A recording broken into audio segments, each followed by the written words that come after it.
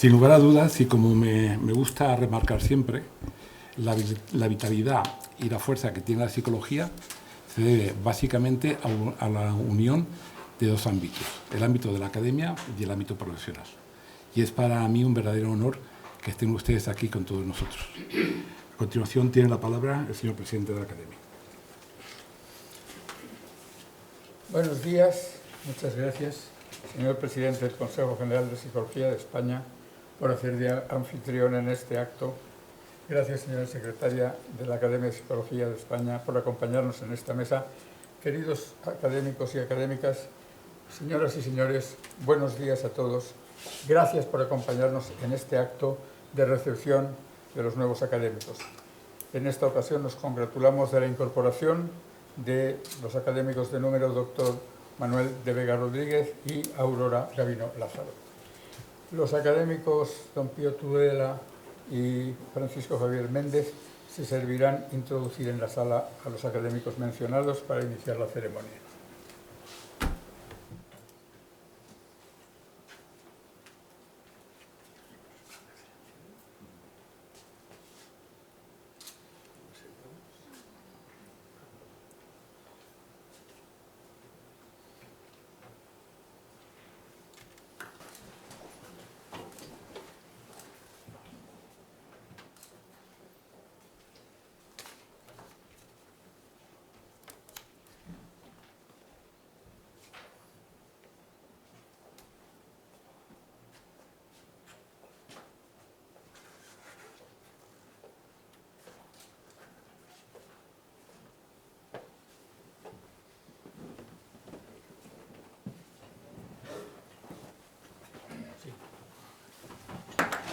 Se va a proceder al acto de incorporación a la Academia de los nuevos académicos.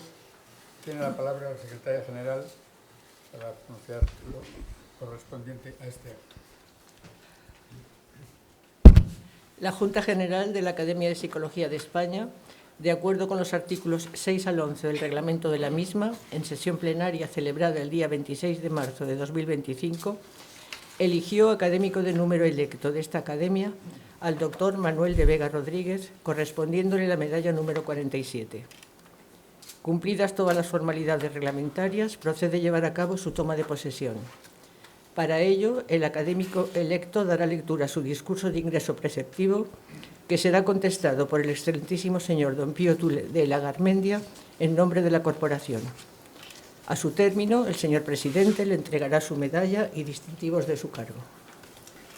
Tiene ahora la palabra el doctor Manuel de Vega para pronunciar su discurso de ingreso. Gracias, señor presidente.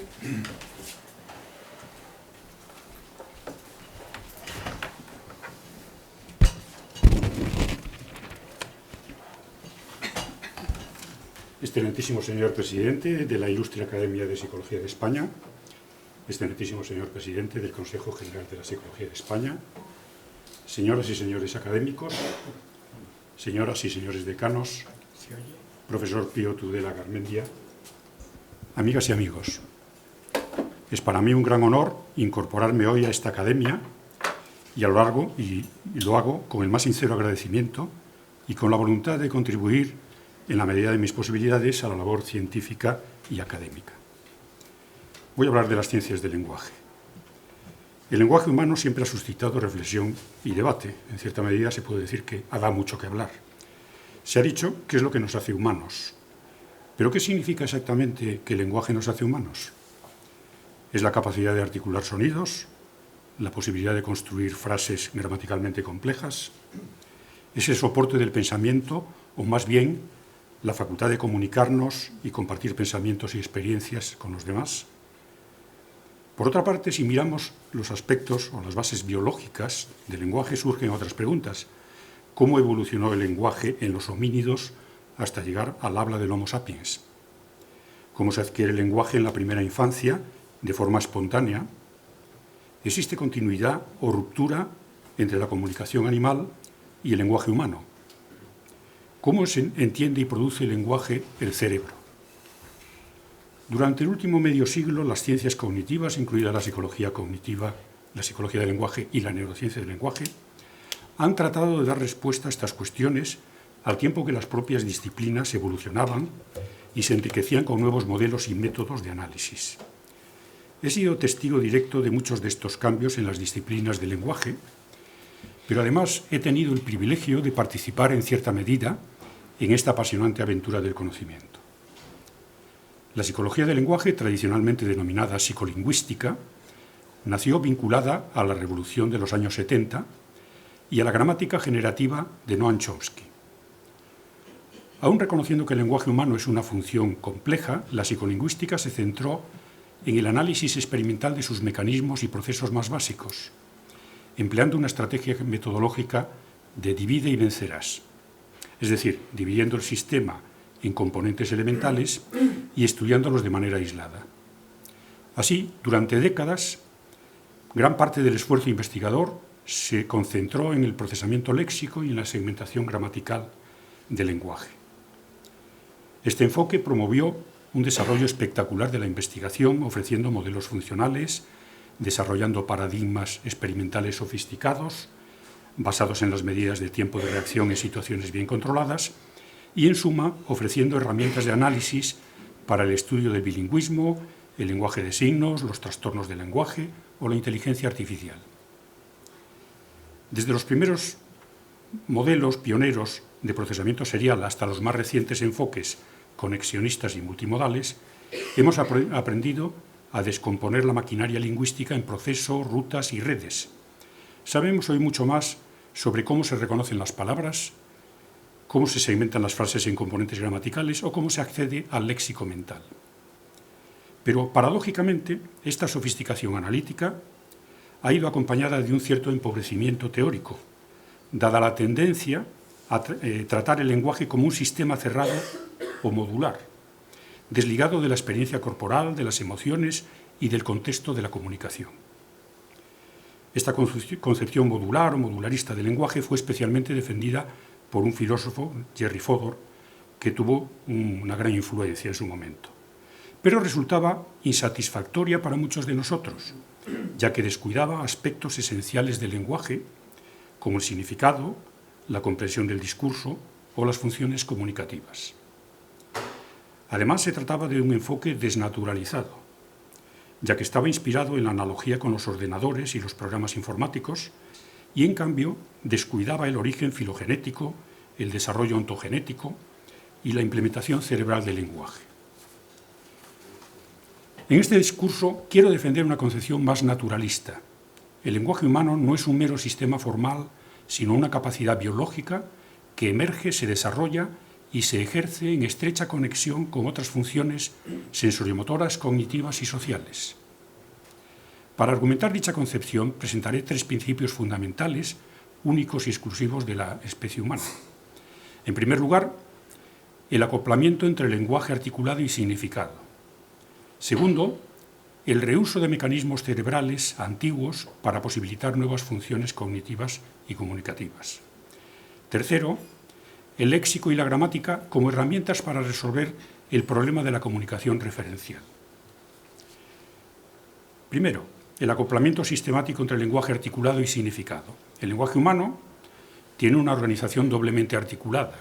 Hay unidades sin significado, como los fonemas, y unidades con significado, como las palabras, que se combinan para formar un número ilimitado de mensajes. En cambio, la mayor parte de los animales se comunican mediante sonidos no articulados, sin capacidad combinatoria, y están limitados a mensajes referidos al momento presente y a unos pocos contenidos biológicos relevantes, como veremos luego. Una aparente excepción, quizá, son las aves canoras. Los canarios o los pinzones, e incluso algunos monos, como los gibones, son capaces de emitir vocalizaciones articuladas complejas con una cierta organización jerárquica a modo de sílabas y frases. Sin embargo, la diferencia fundamental con el lenguaje humano es que en estos casos no existe un acoplamiento funcional entre la forma vocal y la referencia semántica.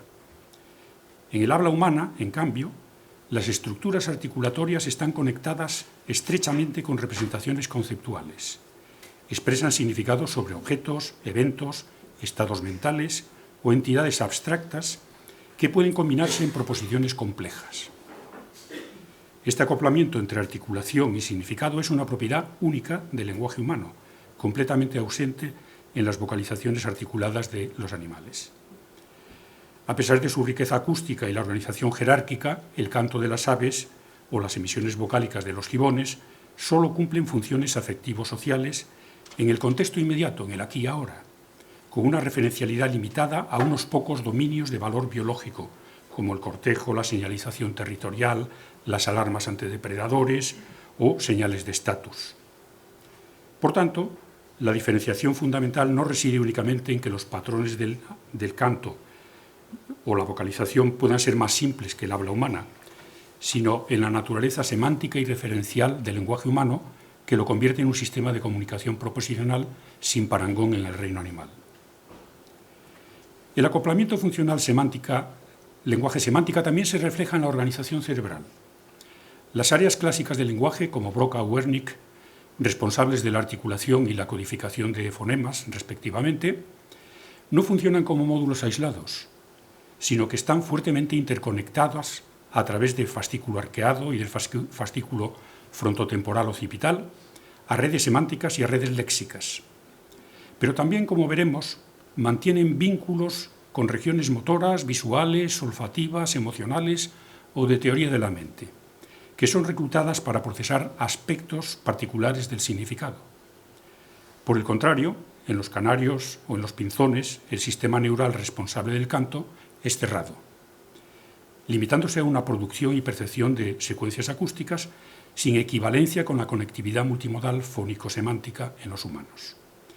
Por parte de los gibones, que también emiten sonidos articulados, los homólogos del fascículo arqueado y las conexiones frontotemporales existen, pero apenas están desarrollados y no permiten, por tanto, el acoplamiento fónico-semántico. En síntesis, el rasgo distintivo del lenguaje humano no es solo su articulación jerárquica, sino la vinculación sistemática entre forma y significado. Este acoplamiento convierte al habla en un vehículo referencial y proposicional, capaz de expresar un rango ilimitado de contenidos y de proyectarlos más allá del aquí y ahora. De este modo, el lenguaje se diferencia radicalmente de las vocalizaciones animales, no es un repertorio de señales fijas, sino un sistema abierto de construcción de sentido, sustentado en redes cerebrales que integran articulación y semántica en una arquitectura funcional única. En segundo lugar, el segundo principio es el de reuso neural.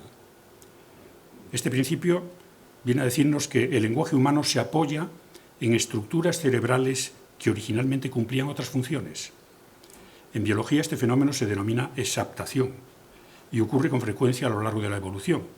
Un ejemplo clásico son las plumas de los dinosaurios, de algunos dinosaurios, que servían esencialmente para regular la temperatura corporal, pero en las aves, herederas de los dinosaurios, se reutilizan las plumas para el vuelo. El cerebro humano parece seguir esta misma lógica de reuso. Redes neurales antiguas, presentes ya en especies ancestrales, son reaprovechadas para nuevas funciones sin perder del todo las originales. En el caso del lenguaje, no existe un órgano de lenguaje en sentido estricto, sino un conjunto de redes que han sido readaptadas para cumplir funciones lingüísticas. El área de Broca, bien conocida por todos, es crucial en la articulación del habla humana, pero en su origen era un sistema de control motor, y esa función todavía persiste en los humanos, además del habla. El reuso se aprecia también en la llamada corporeidad del significado, que frecuentemente involucra estructuras neuronales ampliamente distribuidas en el cerebro. Esto es, el significado de las palabras, aun cuando se integran centros semánticos como el lóbulo temporal, recluta adicionalmente áreas corticales especializadas según el tipo de información sensorial, motora o emocional a la que se refieren. Por ejemplo, cuando se procesa la palabra guitarra, se activarían áreas temporocipitales relacionadas con la percepción visual, también las regiones parietales y frontales implicadas en las acciones manuales necesarias para tocar la guitarra, o las áreas temporales vinculadas a la percepción auditiva de su sonido. Estos fenómenos de reuso neural del significado lingüístico se han estudiado sobre todo en relación a los verbos de acción manual, como abrir, agarrar y escribir. Los estudios de neuroimagen muestran que dichos verbos activan regiones de la corteza motora, mientras que los estudios de electroencefalografía o EEG revelan que además modulan los ritmos bioeléctricos en estas mismas áreas de un modo análogo a la ejecución real de acciones manuales. Conviene subrayar que estos indicadores neuroanatómicos y neurofisiológicos no aparecen en verbos abstractos como pensar o recordar, ni en verbos sensoriales como escuchar u observar.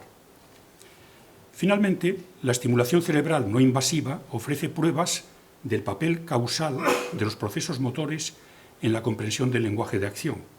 Por ejemplo, en un reciente estudio desarrollado en nuestro laboratorio, se empleó estimulación eléctrica transcraneal para excitar durante varios minutos la corteza motora primaria correspondiente a la mano derecha.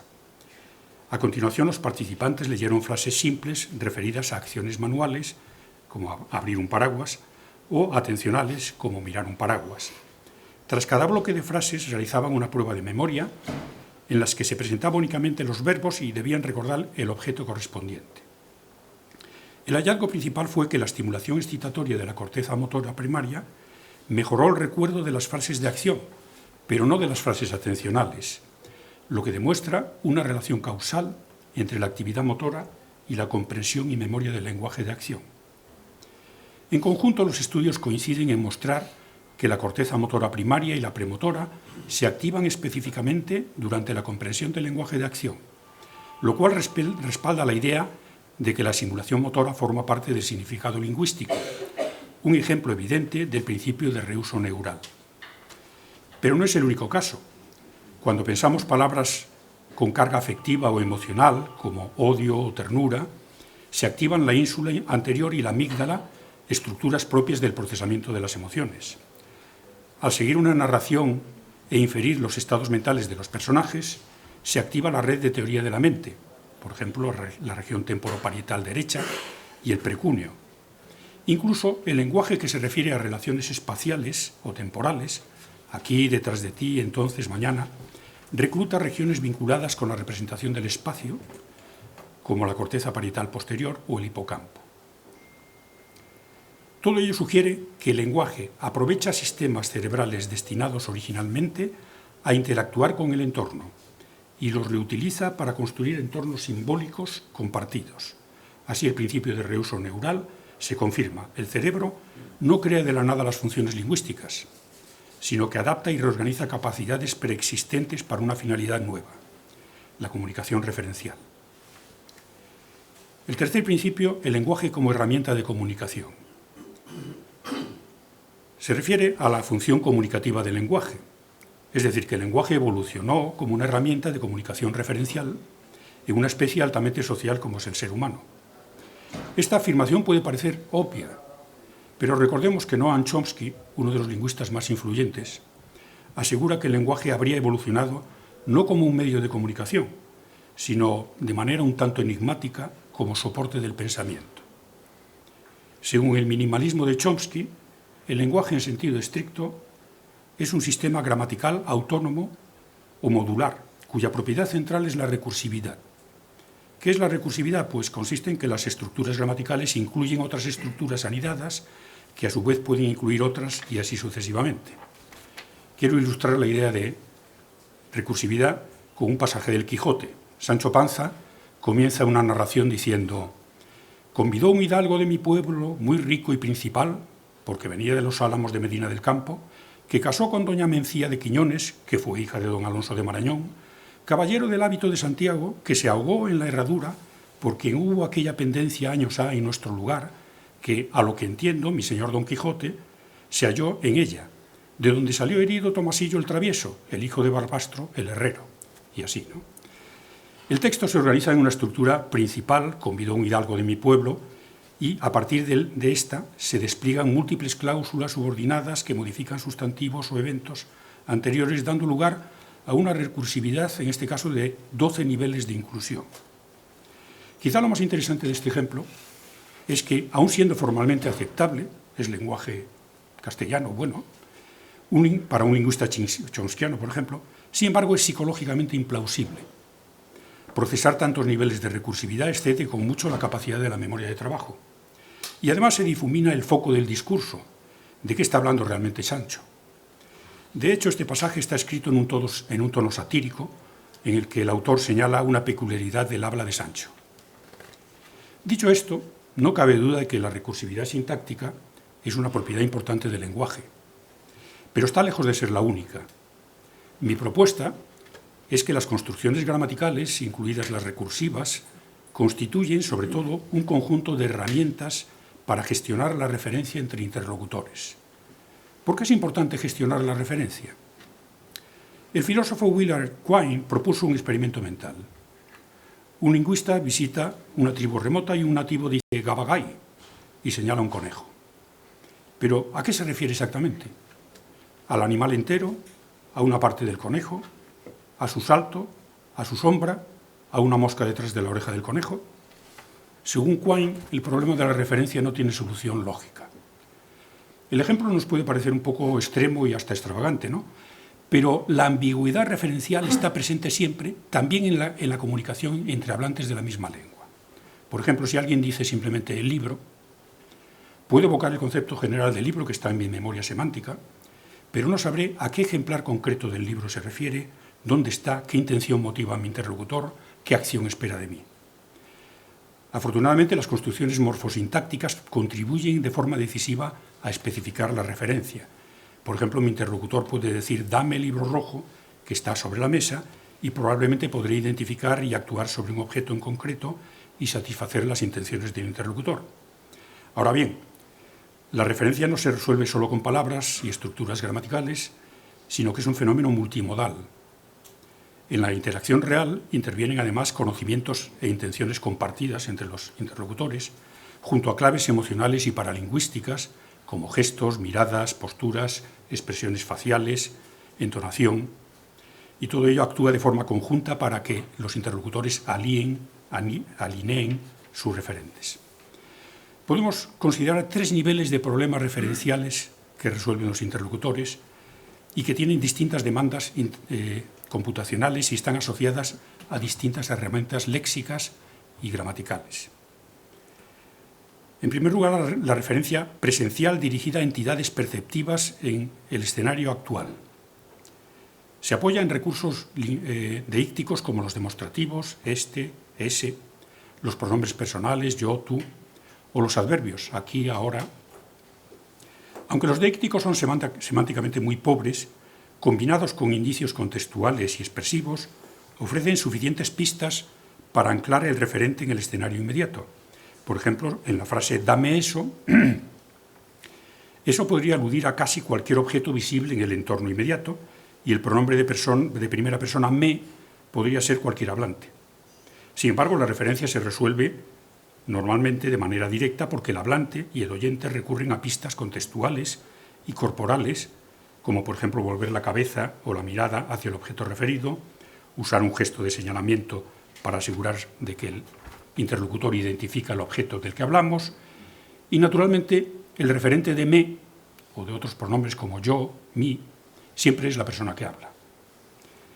En segundo lugar, tenemos la referencia desplazada. Aparece cuando nos referimos a elementos que no están presentes en la percepción inmediata, en el escenario presente, que a veces se evocan como representaciones mentales de situaciones pasadas o futuras, lo que implica una especie de viaje mental en el tiempo. Precisar este tipo de referencia mediante el lenguaje exige un alineamiento entre las representaciones del hablante y del oyente y se logra mediante construcciones sintácticas más complejas. Por ejemplo, construcciones que expresan relaciones figura-fondo. Cuando yo digo la frase o cuando alguien dice la frase «la casa de Marta está detrás de la catedral», es un objeto que no está presente, el hablante ha elegido un punto de referencia bien conocido, un fondo, que es la catedral, ha segmentado el espacio alrededor de este en categorías topográficas, desde una perspectiva egocéntrica, el frente, detrás, derecha e izquierda de la catedral, y ha elegido la más adecuada detrás para ubicar el objeto, la casa. El oyente, a su vez, debe realizar la operación inversa para localizar mentalmente el objeto del que están hablando. De este modo, hablante y oyente alinean sus representaciones espaciales en ausencia del objeto referido. Las construcciones sintácticas de referencia desplazada no se limitan a relaciones espaciales, sino que abarcan otras dimensiones fundamentales de la situación, como el tiempo, después de escribir la carta María preparó la cena, causalidad, María abrió el paraguas porque estaba lloviendo, transferencia, Juan le prestó el libro de historia a María, etc. Finalmente, la referencia mentalista tiene lugar cuando las personas comunican estados mentales como deseos, intenciones o creencias propios o atribuidos a otros. En estos casos, el lenguaje ofrece estructuras recursivas, como las perífrasis mentalistas que gobiernan un predicado subordinado. Por ejemplo, recuerdo que, me imagino que, deseo que. En el ejemplo siguiente, Juan duda que María haya comprado unos zapatos. La frase se centra en el estado mental de Juan, la duda, más que en un evento fáctico. La referencia mentalista también se manifiesta en construcciones que describen sucesos no factuales o hipotéticos, donde los hablantes consideran alternativas al mundo real. En particular, las frases negativas, no hay pan, María no escribe novelas, niegan un evento, un objeto, una acción o un estado que probablemente está esperando el oyente, es decir, están alterando una expectativa. Más sorprendentes quizás son las expresiones contrafactuales que invitan a considerar simultáneamente los hechos reales y sus alternativas. Por ejemplo, si alguien me dice, ojalá me hubiera tocado la lotería, me está diciendo que no le ha tocado la lotería, pero que me imagine cómo habría sido si le hubiera tocado la lotería. En suma, la función comunicativa del lenguaje no puede reducirse a un mero epifenómeno de la recursividad gramatical, sino que constituye su razón de ser. La complejidad sintáctica y semántica del lenguaje humano se entiende mejor si la concebimos como un conjunto de herramientas para resolver en tiempo real un problema central de la comunicación: cómo establecer y compartir referentes entre interlocutores. Deícticos, construcciones sintácticas, recursos mentalistas permiten alinear representaciones perceptivas, situacionales y mentales en un espacio compartido, haciendo posible la cooperación, la transmisión cultural y la construcción conjunta del conocimiento. Desde esta perspectiva naturalista, el lenguaje aparece como una capacidad cognitiva emergida en una especie altamente social que no solo estructura el pensamiento, sino que lo hace comunicable y, por ende, de acceso colectivo. Los métodos neurocientíficos apoyan el reuso funcional del lenguaje. El desarrollo de una disciplina depende en gran medida de los avances tecnológicos que permiten nuevas herramientas de observación y análisis. La astrofísica es un buen ejemplo. La construcción de grandes telescopios en tierra y en el espacio, el progreso de la óptica adaptativa o el uso de la inteligencia artificial no solo han permitido verificar hipótesis como el Big Bang, sino también realizar descubrimientos inesperados y disruptivos como la expansión acelerada del universo. De manera análoga, la psicología experimental del lenguaje ha empezado con paradigmas conductuales durante años, como las tareas de decisión léxica, el priming o el Stroop, y con medidas cronométricas como los tiempos de reacción o el registro de movimientos oculares. Estos indicadores siguen siendo valiosos, pues informan sobre los microprocesos temporales implicados en la comprensión del lenguaje. Pero últimamente, además, el desarrollo de nuevas técnicas, especialmente en el campo de las neurociencias, nos ha permitido acceder a una inmensa riqueza de datos más allá de las medidas cronométricas.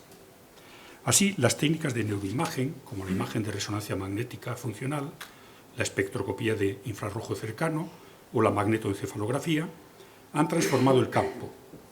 Hoy podemos cartografiar redes cerebrales activadas durante tareas lingüísticas específicas y observar cómo diferentes dominios semánticos, acciones, emociones, relaciones sociales, reclutan áreas especializadas del cerebro que van más allá del circuito periselviano clásico de Broca y Wernicke.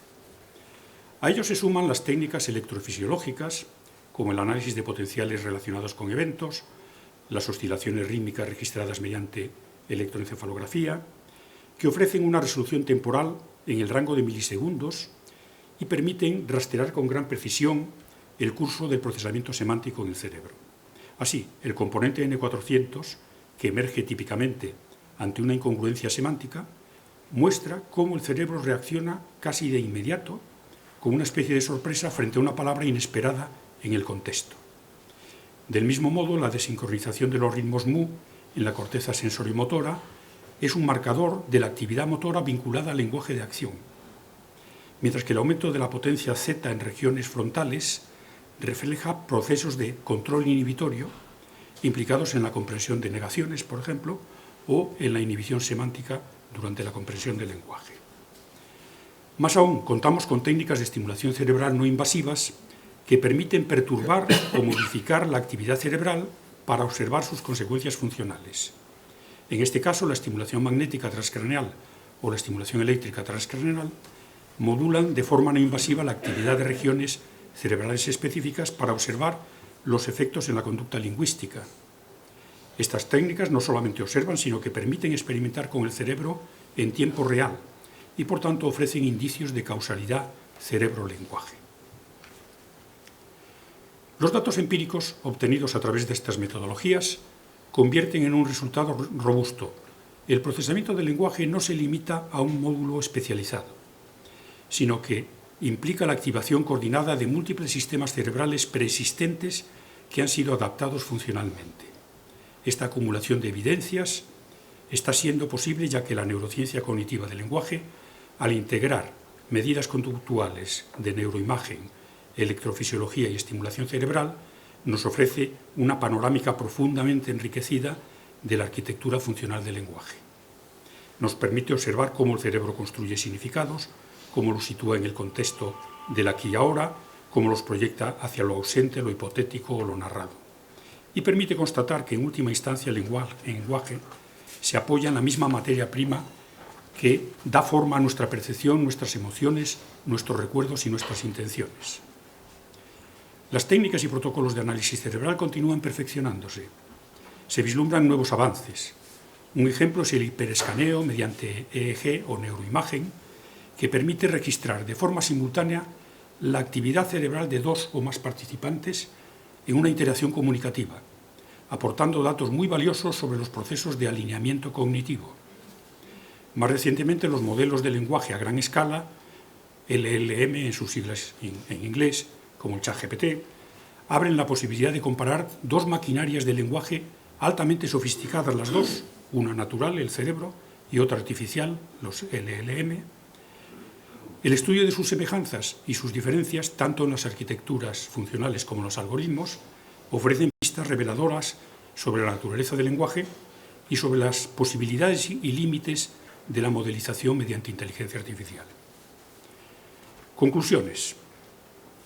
He intentado trazar, a lo largo de este discurso, una panorámica crítica y propositiva de la neurociencia cognitiva del lenguaje.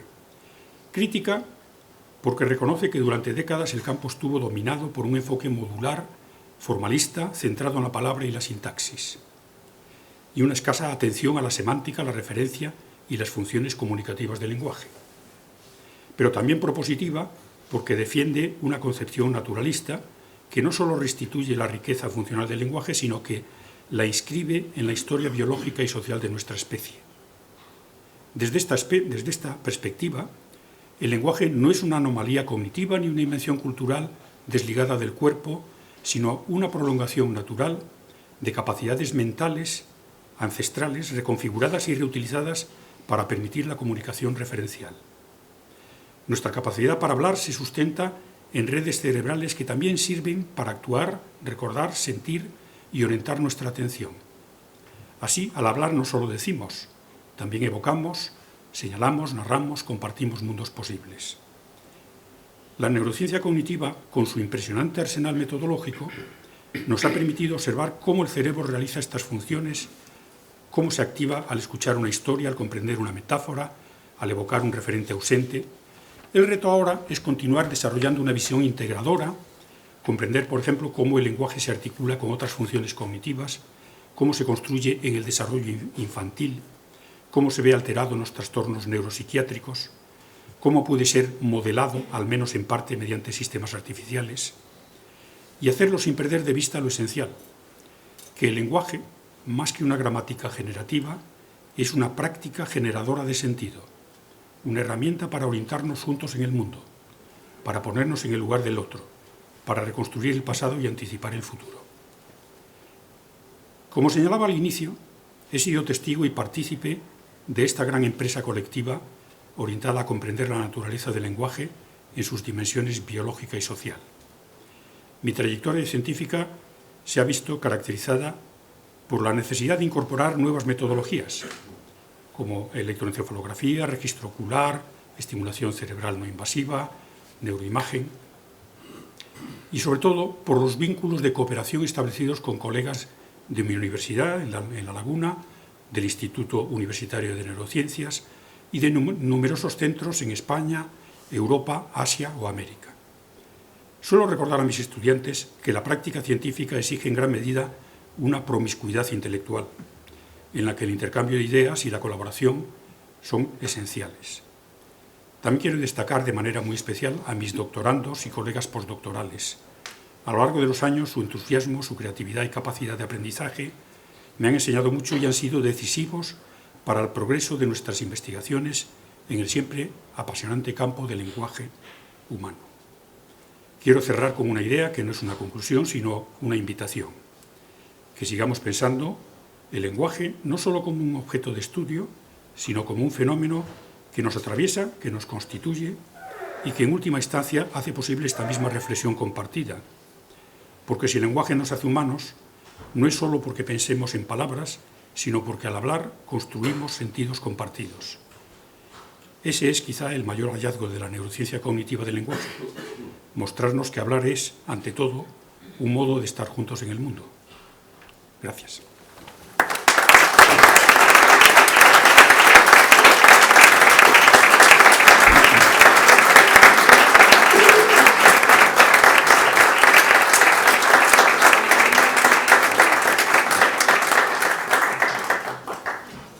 Tiene ahora la palabra el señor don Pío Tudela para dar contestación al nuevo académico en nombre de la Academia.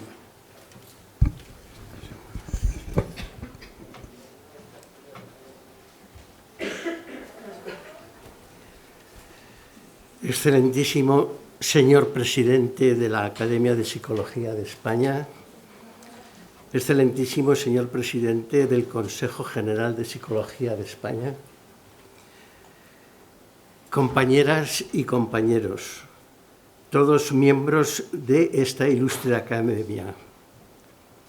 Es un honor para mí y un motivo de satisfacción haber sido designado por la Academia para recibir en su nombre a nuestro nuevo académico, Manuel de Vega Rodríguez. Y lo es porque Manuel es una figura destacada de la psicología del lenguaje, no solo la española, sino también internacional. Científico e investigador de primera fila, profesor y maestro brillante, formador de generaciones de psicólogas y psicólogos y de profesoras y profesores de psicología en toda España. En una época en que el término cognitivo era desconocido para la mayor parte de la psicología española, Manuel de Vega fue probablemente el primero en darlo a conocer. Ciertamente, su libro Introducción a la psicología cognitiva, publicado por Alianza Editorial en 1984, fue el primer tratado sistemático sobre el tema, proporcionando una visión nueva a una psicología atascada entre una opción conductista y un enfoque psicoanalítico. Pero existe otro motivo de alegría a la hora de recibir en esta academia a Manuel de Vega, un motivo de carácter personal. Aunque solamente he coincidido con Manuel en congresos y reuniones científicas, existe en nuestras respectivas trayectorias una coincidencia de fondo que refleja tanto las principales inquietudes de nuestra juventud como la común visión acerca del camino que la psicología debía recorrer para desarrollarse como una verdadera disciplina científica. Ambos caímos en la cuenta de que nuestra formación como psicólogos necesitaba una continua relación con laboratorios y países que eran líderes en el desarrollo de nuestra disciplina. Los dos creo que acertamos cuando vimos en la neurociencia cognitiva el horizonte de desarrollo de la psicología experimental. Me gustaría dedicar estas palabras de recepción a Manuel en esta academia para hacer una reflexión sobre nuestra trayectoria común y también, cómo no, sobre su magnífico discurso que extraordinariamente la reflejan. Manuel nació en Lugo, gallego como mi madre, que también había nacido en Lugo bastantes años antes. Manuel se licenció en Psicología en la Universidad Complutense de Madrid, en la que yo también me había licenciado 3 años antes. Ambos pertenecemos a las primeras promociones de Psicología, disciplina que por entonces solo se impartía, creo, en Barcelona y Madrid. Manuel me precedió como profesor en Santiago de Compostela, a cuya universidad llegó como profesor agregado en 1982, un año antes de que yo llegara a la misma universidad. Allí pude comprobar la enorme influencia que había ejercido y aún ejercía entre los alumnos. Después, ambos recalamos como catedráticos en las universidades que han sido nuestro domicilio académico. Manuel en La Laguna y, en mi caso, Granada. Es curioso que, siendo ambos del norte, hemos acabado injertados en el sur de España. También hemos compartido un interés continuo por estar en contacto con departamentos punteros en la investigación psicológica, aunque debo reconocer que el número de estancias y universidades visitadas por Manuel sobrepasan con mucho a las mías. Permítanme enumerar algunas para presentar una panorámica de la expansión de su interés investigador. 6 universidades en los Estados Unidos, entre ellas Harvard e Illinois, por enumerar algunas. En Italia, las de Padova, Roma y Bolonia. 3 en Alemania. En Francia, la Universidad de París y el Centro Nacional de Investigación Científica. 3 universidades en el Reino Unido. En los Países Bajos investigó en el Instituto Max Planck de Psicolingüística en Nimega. Como investigador visitante ha trabajado en Cuba, en el Centro de Neurociencia, en el Instituto Argentino de Neurología Cognitiva, en las universidades de Chile, en Concepción y Valparaíso, y finalmente en China, en una de las universidades de la famosa Dalian. Como puede verse, no es fácil emular la actividad investigadora de Manuel. El resultado de esta actividad ha llevado a la publicación de más de 100 artículos científicos, la mayor parte de ellos en revistas nacionales e internacionales de prestigio. Ha escrito o editado 6 libros y unos 14 capítulos de libro. Ha participado en más de un centenar de congresos o reuniones científicas. Ha dirigido 22 tesis doctorales. Participado como investigador principal en más de 20 proyectos competitivos financiados bien por la Agencia Nacional de Investigación o por el Gobierno de las Islas Canarias o por la Universidad de La Laguna o fundaciones privadas. Naturalmente, su valía como investigador y como persona le ha llevado a ocupar cargos de responsabilidad científica como presidente de la Sociedad Española de Psicología Experimental, miembro del Comité Científico de la Society for Text and Discourse y en la European Society for Cognitive Psychology. Ha sido editor asociado de la revista Frontiers in Psychology y ha editado un número especial de Brain Sciences. En el año 2015 recibió el Premio de Investigación de la Universidad de La Laguna, en la que hoy aún trabaja como profesor emérito, y ha recibido por parte del Gobierno de España el reconocimiento de 6 sexenios de investigación. Es miembro honorario de la Sociedad Española de Psicología Experimental, del Colegio Oficial de Psicología en las Islas Canarias y Fellow de la Society for Text and Discourse. Merece la pena finalizar este apartado resaltando su participación con otras 4 universidades europeas en el marco del proyecto europeo sobre Human Capacity and Mobility y en 2 redes temáticas nacionales sobre neurociencia cognitiva con otras 10 universidades españolas. Existe una segunda coincidencia en la trayectoria de Manuel y la mía. Ambos encontramos un horizonte de desarrollo de la psicología experimental en la neurociencia cognitiva.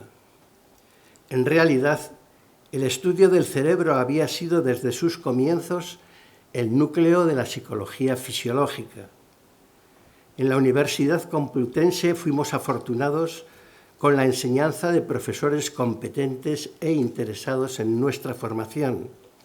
Pero no es menos verdad que el desarrollo de la psicología fisiológica utilizó preferentemente animales, concretamente ratas, como sujeto experimental, lo que inevitablemente condicionó los procesos psicológicos que fueron investigados. El estudio directo del cerebro de una persona realizando una tarea experimental solo se logró cuando el desarrollo de las técnicas de neuroimagen lo hicieron posible. La aparición de la tomografía por emisión de positrones, posteriormente de la resonancia magnética funcional, fueron las técnicas que precedieron a un conjunto de procedimientos en expansión para estudiar las relaciones entre mente y cerebro. En su discurso, Manuel ha enumerado además algunas menos conocidas, como la magnetoencefalografía, la espectroscopía funcional de infrarrojo cercano y otras que permiten perturbar la actividad cerebral y analizar las consecuencias de esa perturbación, como son la estimulación magnética transcraneal y la estimulación transcraneal por corriente directa. Finalmente, Manuel también ha mencionado la importancia de los potenciales corticales relacionados con eventos y de las oscilaciones rítmicas registradas mediante electroencefalografía, que siendo anteriores a las aquí mencionadas, han experimentado un extraordinario desarrollo mediante la utilización de redes con un número tal de electrodos que permiten establecer mapas de la distribución eléctrica en toda la corteza cerebral con una precisión de milésima de segundo.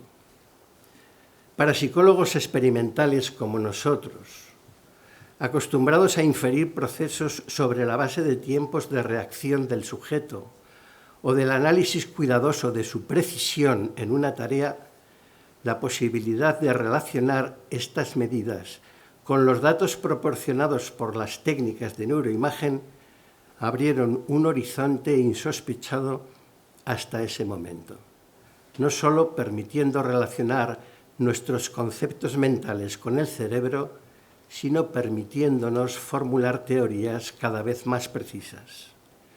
No cabe duda de que la transición de la psicología experimental a la neurociencia cognitiva ha sido natural y exigida por la fuerza misma de la investigación, que ha resultado así enormemente fructífera para la psicología. En su magnífico discurso, Manuel nos ha expuesto claramente su concepto del lenguaje y la historia reciente en la que se ha desarrollado. Partiendo de la aportación de Noam Chomsky y la concepción modular del lenguaje preferentemente elaborada por Jerry Fodor, Manuel nos ha mostrado las limitaciones de esta aproximación al descuidar el origen filogenético, el desarrollo ontogenético y la implementación cerebral del lenguaje. En contrapartida, Manuel nos propone considerar el lenguaje como una capacidad biológica que emerge, se desarrolla y se ejerce en estrecha conexión con otras funciones sensorio-motoras, cognitivas y sociales. Para todos nosotros, los psicólogos cognitivos, Noam Chomsky es un referente inevitable porque la exposición de su concepción del lenguaje no solo nos pareció una crítica demoledora de las posiciones conductistas que se empeñaban en reducir el lenguaje a conducta verbal, sino que nos introdujo en la complejidad que el estudio de una determinada función mental exigía.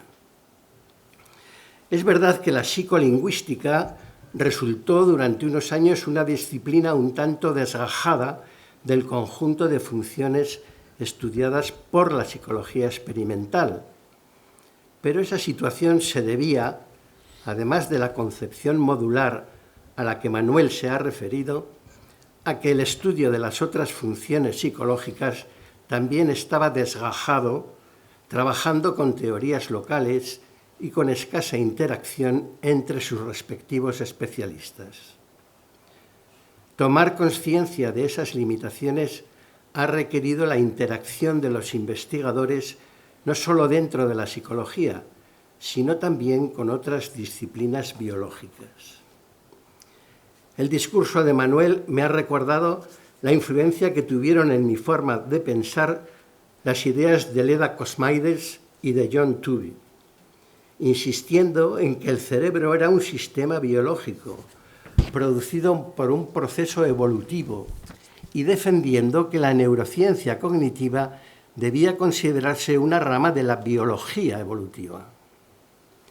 Según Cosmides y Tooby, la biología podía proporcionar a la psicología un conjunto de funciones especializadas que el cerebro humano había desarrollado por evolución. Cosmides y Tooby ponían el acento en el concepto de adaptación, concepto que resulta hoy demasiado encapsulador y que, como Manuel ha puesto de relieve, ha quedado superado por el concepto de exactación propuesto por Stephen Gould. La exposición de los tres principios naturalistas del lenguaje humano nos ha explicado la necesidad de integrar la función lingüística con el conjunto de funciones psicológicas que el cerebro realiza. La diferencia entre nuestro lenguaje y los sistemas de comunicación de otros animales ha sido meridianamente aclarada. El acoplamiento entre articulación y significado es la propiedad única del lenguaje humano. No se trata de una mayor complejidad articulatoria, sino de la conexión entre articulación y semántica. De esta forma, generamos y compartimos significados muy diversos con un alcance expresivo sin límites. Al mostrar cómo las áreas de Broca y de Wernicke no se cierran sobre sí mismas, sino que mantienen conexiones con regiones visuales, motoras, olfativas, emocionales o de teoría de la mente, nos está también mostrando la complejidad anatómica que sustenta la función lingüística humana. En otros animales apenas existen conexiones entre las áreas cerebrales responsables de la función y las demás áreas cerebrales. El segundo principio desarrolla el concepto de exactación, anteriormente mencionado. El cerebro humano reutiliza estructuras cerebrales que originalmente estaban asociadas a otras funciones, como es el caso del área de Broca, que antes de sustentar la articulación del habla tuvo una función motora. Aunque el lóbulo temporal está especialmente relacionado con el significado, numerosos experimentos han demostrado que otras áreas también se activan, como es el caso de la corteza motora, cuando el significado implica acción, o estructuras propias del procesamiento emocional, cuando el significado implica una carga afectiva. En este apartado hemos podido admirar la ingeniosidad experimental de Manuel. En la exposición del tercer principio, el lenguaje como herramienta de comunicación, Manuel nos demuestra el aspecto eminentemente social,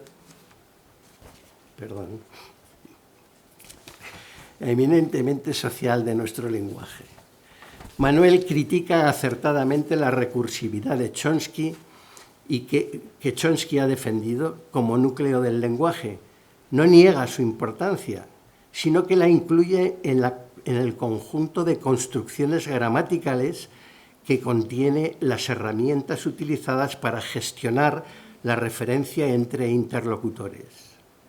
Manuel sitúa así la referencia en primer plano y acentúa la necesidad de estudiar las distintas formas de referencia que se pueden presentar en la comunicación. Nos ha hecho una exposición precisa de las herramientas léxicas, sintácticas y paralingüísticas de los 3 niveles de problemas referenciales que considera importantes diferenciar. Cada nivel presenta demandas computacionales diferentes para llevar a cabo una conversación. La referencia presencial permite fijar al referente en la situación inmediata mediante recursos deícticos. La referencia desplazada, que al no estar presente los elementos implicados, evoca representaciones mentales de situaciones pasadas o futuras. Y la referencia mentalista, que permite comunicar deseos y creencias propias o ajenas y expresar posibilidades, situaciones hipotéticas o alternativas a hechos reales. La detallada explicación de los 3 principios que Manuel propone redondea convincentemente los argumentos a favor del lenguaje como instrumento de comunicación social. Manuel concluye su discurso diciéndonos que en su exposición ha querido proporcionarnos una panorámica crítica y propositiva de la neurociencia cognitiva del lenguaje. Ciertamente hemos entendido la crítica a la modularidad y la indiscutible propuesta naturalista que él, sobresaliendo entre otros muchos investigadores, nos propone. Pero nos hace una invitación final en la que no podemos dejar de reflexionar. Nos dice que tomemos conciencia de que este mismo acto que ahora estamos celebrando está atravesado por lenguaje, porque el lenguaje nos hace humanos permitiéndonos construir sentidos compartidos. Y concluye que quizás el mayor hallazgo de la neurociencia cognitiva del lenguaje ha sido, cito palabras textuales, mostrarnos que hablar es ante todo un modo de estar juntos en el mundo. Sin duda vamos a necesitar su presencia para crear sentidos compartidos, porque con personas de la talla intelectual y humana de Manuel de Vega Rodríguez, la calidad de la psicología científica está plenamente garantizada. Demos la bienvenida a esta Academia de Psicología de España a don Manuel de Vega Rodríguez.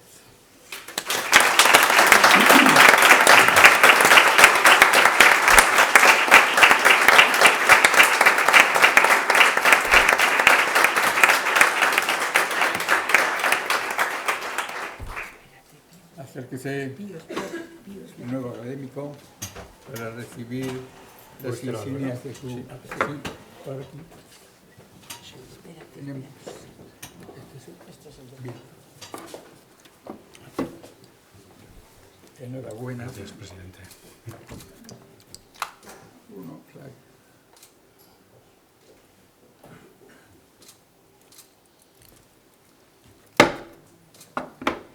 Más unos estatutos con los cuales nos regimos, es el diploma de su nueva condición. Enhorabuena en este caso.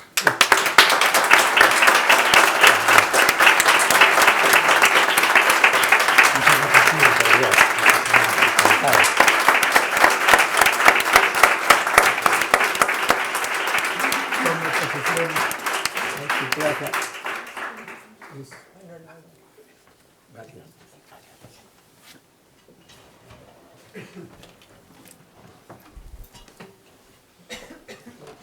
Vamos a proceder ahora a la toma de posesión de la doctora Aurora Gavino Lázaro. Tiene la palabra la secretaria general de la Academia, señora Félix Macías. La Junta General de la Academia de Psicología de España, de acuerdo con los artículos 6 al 11 del reglamento de la misma, en sesión plenaria celebrada el día 26 de marzo de 2025, eligió académica de número electa de esta academia a la doctora doña Aurora Gavino Lázaro, correspondiendo en la medalla número 48. Cumplidas todas las formalidades reglamentarias, procede llevar a cabo su toma de posesión. Y para ello, la academia electa dará lectura a su discurso de ingreso preceptivo, que será contestado por el excelentísimo señor don Francisco Javier Méndez Carrillo, en nombre de la corporación. A su término, el señor presidente le entregará su medalla y distintivos del cargo. La posición. Vale. Tiene la palabra la doctora Gavino Lázaro para pronunciar su discurso de ingreso. Excelentísimo señor presidente, excelentísimos académicos y académicas, amigas y amigos. Quisiera iniciar mi intervención dando las gracias a todos aquellos que de una u otra manera han favorecido mi proyección vital y el estar hoy aquí. Quiero agradecer a mis dos familias, la primera en cuyo seno nací, su apoyo, guía y empuje. Estoy segura que sin ella no habría realizado la trayectoria personal y profesional que he ido construyendo a lo largo de mi vida. Y a la familia que junto a Antonio he podido construir y vivir. No me imagino sin ella. Me van a permitir que nombre a dos personas que para mí han sido y son un referente profesional, ético y humano. La doctora Victoria del Barrio, profesora a lo largo de mi carrera universitaria, mentora en todo lo concerniente a mi proyección profesional, guía en mi recorrido de vida y guardiana de valores y humanidad. Es para mí alguien que siempre está ahí. La doctora Fanny Muhlmann, mentora en mis primeros pasos como terapeuta en el Centro Clínico de Wagram, París, amiga muy querida a lo largo del tiempo, a pesar de la distancia entre Chile y España, y me ha hecho el gran regalo de venir a este acto desde su país.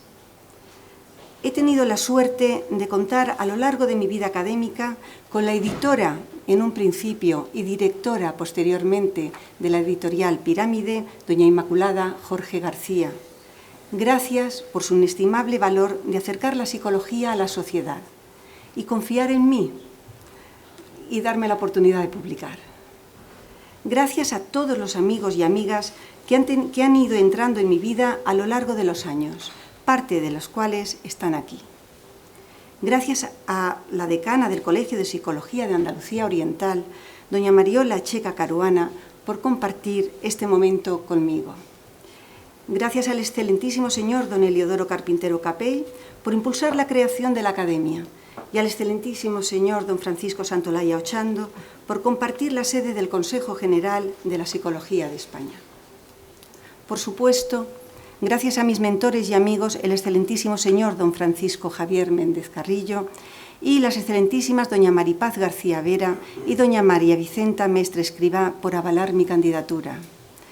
No tengo palabras para agradecerles su confianza en mí. Y, por supuesto, gracias a todos los académicos por refrendar mi candidatura. Mi discurso de recepción como académica de número trata sobre el trastorno obsesivo-compulsivo, del que brevemente voy a reseñar los principales avances en su tratamiento. El trastorno obsesivo-compulsivo, TOC de ahora en adelante, lo nombraré así, ha sido el centro de mis investigaciones a lo largo de mi vida profesional, que comenzó a finales de 1978. Al acabar la carrera, tuve la oportunidad de hacer una estancia de 3 años en el servicio de terapia de conducta del Centro Wagram, en París, dependiente del Hospital Marcel Rivière y dirigido por el doctor Gilbert. Mi formación fue como clínica y como investigadora. Conjunté la práctica terapéutica diaria y la realización de la tesis doctoral dirigida por el profesor Villochet de la Universidad de la Sorbona. Los pacientes llegaban de 2 fuentes diferentes, del propio Hospital Marcel Rivière y de consultas externas de particulares. Desde el principio estuve bajo la tutela terapéutica de la doctora Fanny Muhlmann y de ella aprendí a tratar a las personas que llegaban con sus ansiedades, sus incertidumbres y sus patologías de mayor o menor gravedad. De ahí nació mi segunda línea de interés, tanto en la práctica clínica como en la investigadora, las habilidades terapéuticas.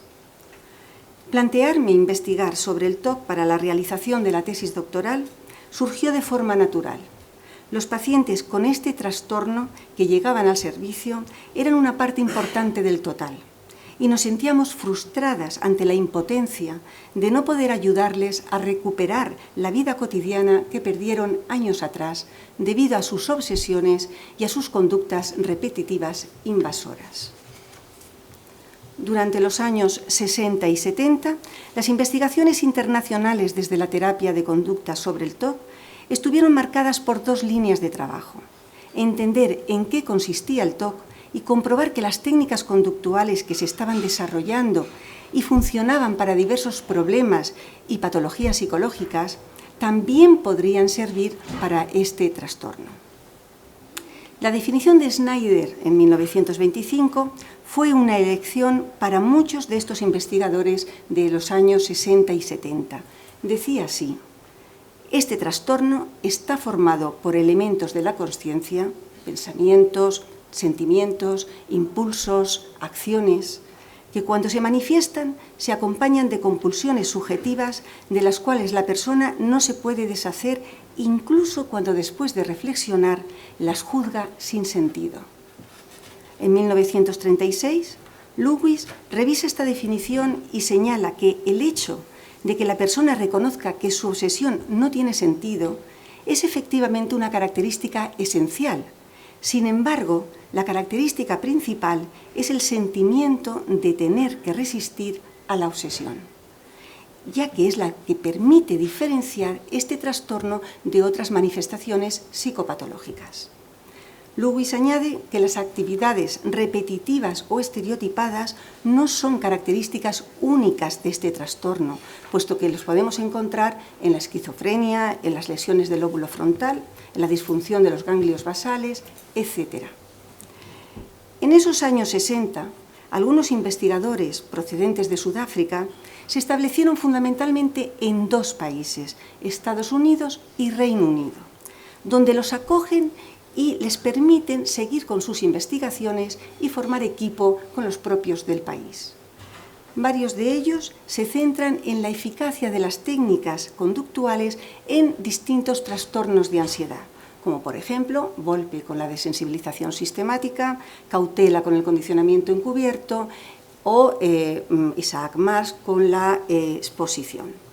Por otra parte, en lo que respecta a las investigaciones sobre el TOC, en ambos países se forman equipos potentes que permiten afinar y desmenuzar el complejo TOC, investigar su frecuencia e incidencia y diferenciar los distintos tipos de manifestaciones conductuales y de las propias obsesiones. Destacan fundamentalmente Stanley Rachman y Victor Meyer. Unos y otros, en su mayoría, compaginan al unísono la práctica clínica y la investigadora. Nosotras, en el Centro Wagram, intentábamos aplicar las técnicas comentadas con esas personas que habían interrumpido su vida hacía años y venían unas con tratamientos previos de otras corrientes psicológicas y otras con tratamiento farmacológico, pero en ambas sin mejoría evidente. Sin embargo, nos encontramos con distintos inconvenientes a la hora de utilizar las técnicas existentes. Por ejemplo, algunas personas se resistían a la técnica de exposición porque temían esa elevada intensidad de ansiedad. Otras no se atrevían a aplicarla debido a que temían que en el fondo, aunque no lo creyeran, pero quizá podría suceder que si no hacían los rituales aparecerían consecuencias graves para personas cercanas o para ellas mismas. Había también quienes sí que aplicaban la exposición, pero luego nos enterábamos que nos decían que por dentro se decían todo el tiempo de la exposición: cuando acabe esto voy a hacer todos los rituales que necesite para quedarme tranquilo. Por lo tanto, el nivel de ansiedad que requería la técnica no se producía.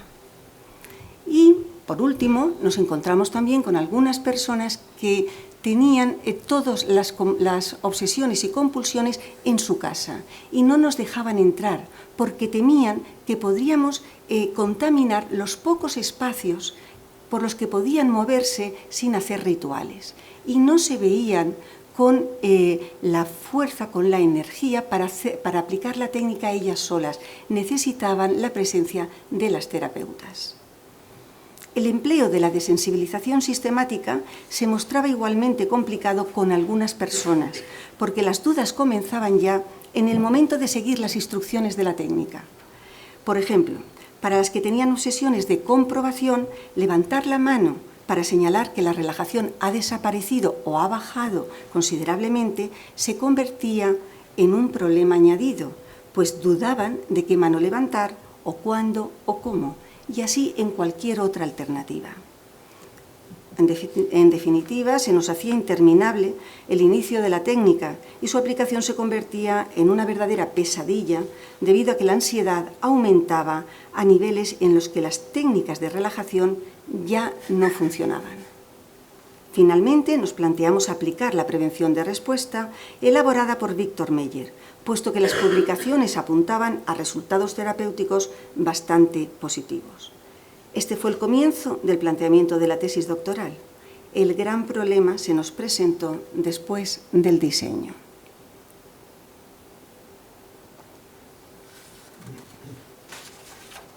Todas las anteriores técnicas estaban descritas paso a paso, de manera que cada una de ellas se podían aplicar siguiendo las detalladas instrucciones que tenían elaborados los autores de esas técnicas.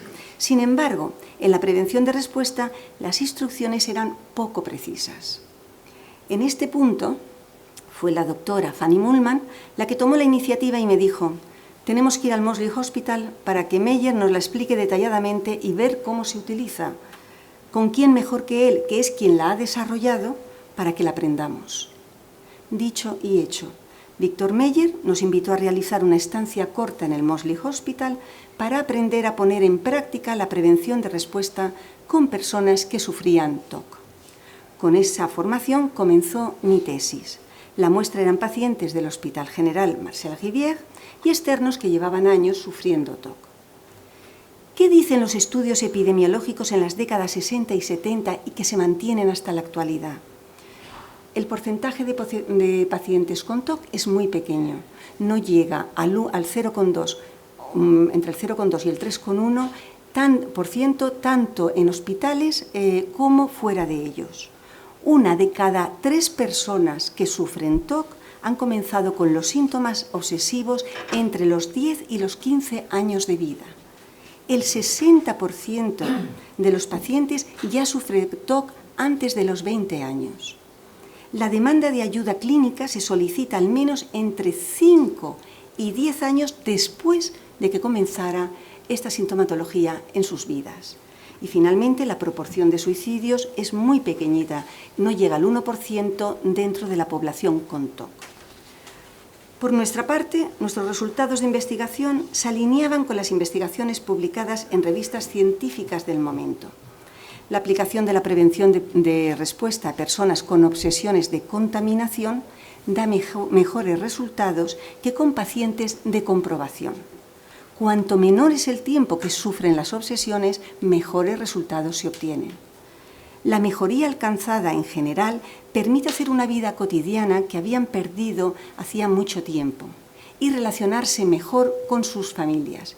Sin embargo, parte de estas personas continuaban manteniendo sus conductas obsesivo-compulsivas, aunque de intensidad y de frecuencia mucho menor. Además de obtener esos resultados, acordes con las publicaciones científicas, aportamos datos relevantes para el tratamiento, añadiendo un cuarto punto. Quienes mantienen el secreto de su problemática, incluso para la familia más cercana, consiguen resultados mucho mejores que aquellos que manifiestan públicamente su sintomatología. Dado que los primeros se resisten a hacer las compulsiones delante de los demás, hay un cierto autocontrol y por lo tanto en las sesiones clínicas podemos ir separando la obsesión de la compulsión sin que les entre el malestar, la ansiedad por no hacerla inmediatamente. Así pues, el descenso de ese malestar permite reducir la frecuencia de dicha conducta. Un año después de la investigación, los resultados se mantenían. Defendí la tesis en 1982 en la Sorbona. ¿Por qué seguí investigando y tratando personas con TOC? Porque como investigadora estaba contenta con los resultados obtenidos. Sin embargo, como terapeuta, sentía el fracaso con aquellos que no mejoraron lo suficiente para funcionar en la vida cotidiana. Víctor Meyer ya me previno de esa frustración que conocía bien por su experiencia. Los pacientes no eran números, no eran casos de TOC, eran personas con un rostro y un nombre, que venían a consulta con esperanza y deseo de poder vivir y no de sobrevivir. El porcentaje de éxito era positivo, en la línea de las investigaciones publicadas, pero ¿y quienes no obtuvieron esos resultados? Eran personas que formaron parte de la investigación con el anhelo de tener una oportunidad en la vida. Me aceptaron como terapeuta a pesar de mi juventud y confiaban en mí. No me contentaba con dejarlo ahí. A mi vuelta a Valencia, seguí viendo pacientes con TOC y revisando una y otra vez el programa de prevención de respuesta. Desmenuzaba cada registro realizado por ellos y las preguntas se multiplicaban sin respuestas por parte de las publicaciones científicas. Mientras tanto, mi mentora en Bagram, Fanny Mullman, retornó a Santiago de Chile con la vuelta de la democracia a su país. Y desde allí me comentaba, aquí las personas con TOC no manifiestan esas obsesiones y esos rituales de manera tan rígida y extravagante que veíamos en París. Los mismos temas son menos rebuscados. En la consulta en Valencia yo veía también esa diferencia. Esas conversaciones escritas entre dos clínicas, junto con alguna publicación de autores que abordaban ese tema, me llevó a plantearme cómo influye la cultura en la manifestación de este problema tan paralizante en esas personas. La información que ofrecían las publicaciones indicaba que en distintos países no occidentales el TOC existía. La India, Hong Kong, Taiwán, Sri Lanka. Sin embargo, la pregunta que me hacía era más bien qué ocurría en culturas en las que los medios y la forma de vida eran completamente diferentes, alejados de la modernidad y de la influencia occidental. ¿Existe el TOC que nosotros tratamos en esas culturas? Y si es así, ¿qué rituales hacen? ¿Qué limitaciones les generan? ¿Y qué papel tienen en sus vidas? Presenté un proyecto a la Caja de Valencia y con su ayuda financiera me fui al altiplano de Bolivia con los aymaras. Al llegar a La Paz, me puse en contacto con el Colegio Oficial de Psicólogos y con la Universidad Católica de La Paz. En ambos sitios no podían ayudarme, ya que en la población indígena tenían sus propios chamanes y curanderos. Y por otra parte, su acercamiento a esos poblados era muy complicado debido a caminos muy problemáticos y difíciles de recorrer. La ritualización era tan continua en la vida cotidiana y tan aceptada por la comunidad aymara que difícilmente se podían distinguir unas conductas de otras. Todo lo que desde nuestra parte occidental está descrito como depresión, ansiedad, fobias, incluso psicosis, estaba en los distintos poblados justificado por la posición de las estrellas, por la aparición del aura en la noche, por la maldición de alguna persona, por el castigo de los dioses, etc. La persona que caía en desgracia era cuidada por su familia y por la propia comunidad, y lo vivían como algo que le había sucedido azarosamente, por mala suerte. Cuando les preguntaba si sabían de alguien en la aldea que manifestaba rituales compulsivos, poniéndoles ejemplos, me respondían afirmativamente y me llevaban a donde se encontraban.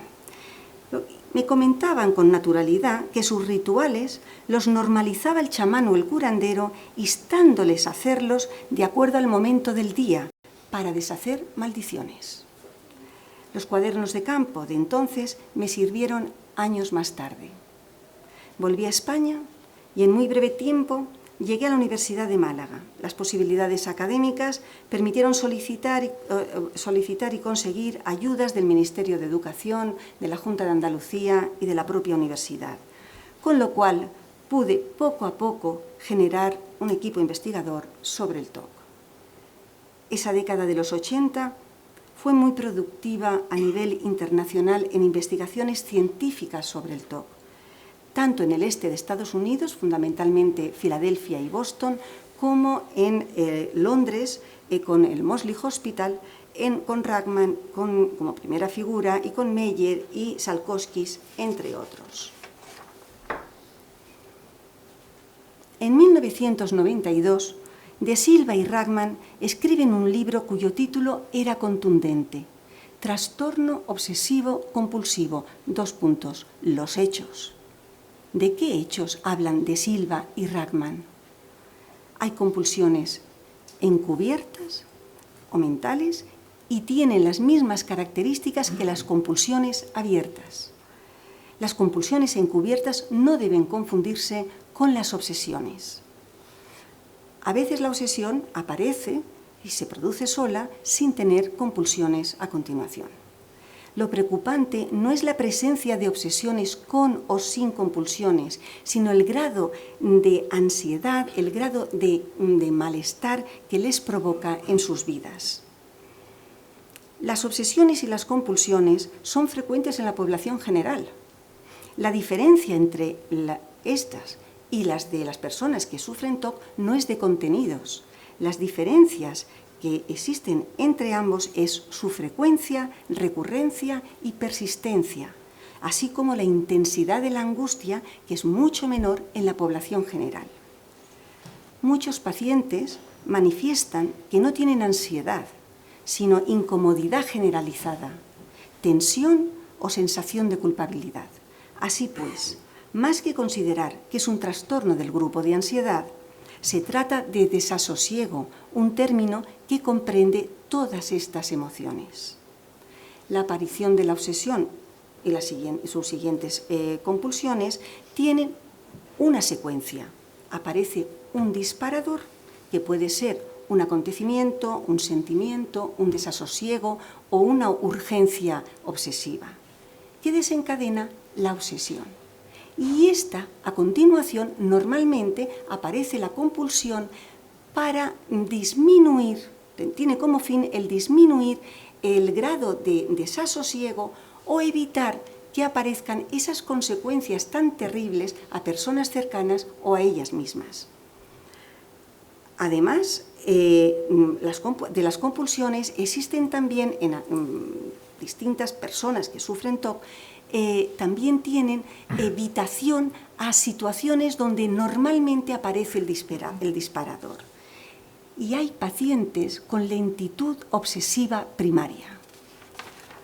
Es muy frecuente en los pacientes con TOC que ejecuten las conductas compulsivas un número específico de veces, de forma estereotipada. Y también parte de ellos tienen un número mágico. Y finalmente, una característica de muchos pacientes es la indecisión.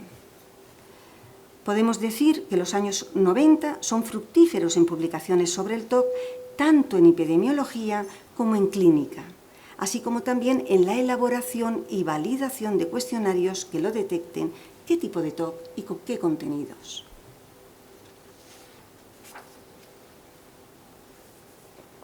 A mediados de los 90, una estancia de un año en la Universidad Estatal de Nueva York como profesora visitante, invitada por el profesor Ian Evans, me permitió seguir investigando en clínica y formar parte del servicio de terapia de dicha universidad.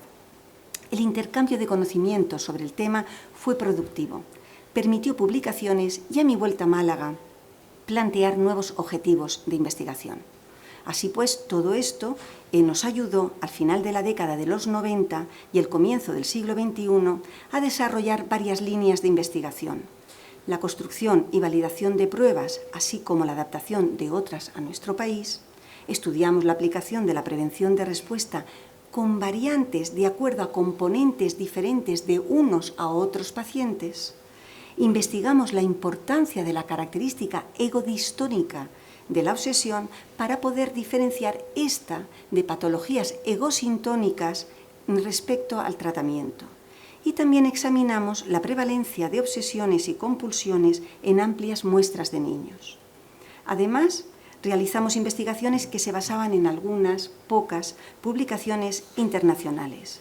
Tener en cuenta el papel de la cultura en el tratamiento y la importancia de las habilidades terapéuticas en el mismo, así como la necesidad de detectar este problema tan incapacitante en niños para poder tratarlos y evitar su persistencia en la edad adulta. Desde finales de los 90, nuestro grupo investigador entendía que la cultura tenía un papel relevante, tanto en la manifestación del TOC como en el tratamiento. Y esto significaba que las habilidades terapéuticas tenían que incorporar contenidos culturales. Esta línea de investigación me llevó en dos épocas diferentes a centros extranjeros. Primero, una larga estancia como profesora y visitante en el departamento del Dr. Stephen Haynes en la Universidad de Hawái, donde, entre otras cosas, pude observar el papel de la cultura en el planteamiento de las sesiones y de qué manera y cómo incluirla en el análisis funcional. Y posteriormente, otra estancia larga en el Hospital Monte Sinaí de Nueva York, en el servicio hispano de psiquiatría, invitada por el doctor Juan Mesich y por la psiquiatra Isabel Zapata. En el caso del servicio hispano en este hospital, todo el equipo, psiquiatras, psicólogos, trabajadores sociales, asistentes sociales, incluso la policía de esa parte del hospital, era y es, de momento, hispana. Y los protocolos culturales en dichas habilidades eran imprescindibles para evitar abandonos y poder aplicar las técnicas adecuadas, consiguiendo así los objetivos propuestos. Lo aprendido en esas estancias me permitió desarrollar y publicar diferentes planteamientos en habilidades terapéuticas paso a paso, a lo largo de todo el proceso de intervención. Y a estas habilidades se añadieron aquellas adecuadas al propio trastorno. Por ejemplo, dependiendo del tipo de TOC, no dar la mano y suplirlo con un movimiento de cabeza amable al entrar a la consulta. Demostrar con gestos faciales la comprensión de su sufrimiento y sus sollozos de desesperación sin acercarse a esa persona. En definitiva, respetar su espacio físico y al mismo tiempo ser cercana. Hablar de la obsesión concreta que se está tratando con naturalidad y a partir de ahí desarrollar conductas alternativas que son tan estrambóticas como las que se pretende eliminar, pero que se ajustan al pensamiento egodistónico del paciente y le ayudan a disminuir las conductas obsesivas y posteriormente eliminarlas, sin que queden trazos de estas estrategias que hemos utilizado. Puede sorprender que, sabiendo desde los años 60 y 70 que un alto porcentaje de las personas con TOC informa que cuando eran niños ya lo sufrían, no se planteara hasta los 90 investigar en la población infantil y adolescente con el fin de aplicar técnicas oportunas en esas edades y evitar que se cronificara. Lo cierto es que durante esos años la clínica infantil y adolescente respecto al TOC era muy casuística. Los motivos eran fundamentalmente tres. Los padres entendían que se debía al momento evolutivo de los hijos, entonces iría pasando con el tiempo. Los propios niños ocultaban lo que les ocurría porque temían el rechazo de los iguales o que los consideraran locos. Y también había un cierto porcentaje de diagnósticos que confundían el TOC con el trastorno de ansiedad generalizada y con sintomatología depresiva. El primer amago investigador sobre la búsqueda de un tratamiento adecuado a esas edades y su validación llegó de Australia, a mediados de los 90 con March. Este y Mule desarrollaron un tratamiento para niños y adolescentes que se convirtió en un manual terapéutico de TOC para niños y adolescentes. Por nuestra parte, nuestro equipo, aplicando pruebas psicométricas validadas y bien adaptadas a amplias y variadas muestras, logró detectar obsesión... ¿Suena? No sé, para atrás. logró detectar obsesiones y compulsiones en adolescentes que lo sufrían desde pequeños y en niños desde los 7 años. Abrimos la línea del tratamiento a esas edades. Para ello solicitamos a los autores australianos que nos permitieran utilizar su manual en España y lo adaptáramos a nuestro país. Y con esa autorización entramos en el mundo infantil y adolescente. Esa época fue fructífera en ambas líneas, la investigadora y la terapéutica. Los niños y adolescentes conseguían resultados que les permitían recuperar sus vidas. Era y es una satisfacción para mí como investigadora y como terapeuta. ¿Qué ha aportado nuestro grupo de investigación en nuestra larga andadura? Creo que nuestro grupo, formado por investigadores que han trabajado con ilusión y ahínco a lo largo de los años, algunos presentes aquí, ha contribuido a adaptar pruebas de evaluación del TOC, validar pruebas elaboradas por nosotros sobre distintas variables relacionadas con el TOC en niños y en adolescentes, investigar las variables relevantes en el TOC y su papel en el tratamiento, desarrollar programas terapéuticos específicos para distintos tipos de TOC en adultos, teniendo en cuenta las diferentes variables existentes, adaptar el programa terapéutico de Marchini para niños y adolescentes con TOC para España, aplicar habilidades terapéuticas pautadas, adecuadas al paciente, a su edad, a sus características personales, a su entorno, a su cultura, a la manifestación obsesivo-compulsiva, a su cronicidad, y desarrollar pautas a seguir si aparecen puntualmente las obsesiones y compulsiones una vez finalizado el tratamiento y su correspondiente seguimiento. Por otra parte, hemos preparado y entrenado a terapeutas para saber intervenir ante situaciones complicadas en distintas fases del proceso terapéutico. Detectar señales sutiles de posibles abandonos, tal como la sensación subjetiva de fracaso en esas personas tan incomprendidas por los demás y por ellas mismas. Cómo explicar el problema a familiares con un contenido entendible, con un tono adaptado a quienes están escuchando y con unos gestos que muestren comprensión y cercanía afectiva. Y detectar, muchas gracias. Detectar en los propios terapeutas, en los pacientes y en la familia su cansancio, su indefensión ante la lentitud del avance terapéutico e incluso su retroceso. ¿Y qué hacer en esas circunstancias? ¿Qué podemos decir en la actualidad sobre las investigaciones nacionales e internacionales sobre el TOC?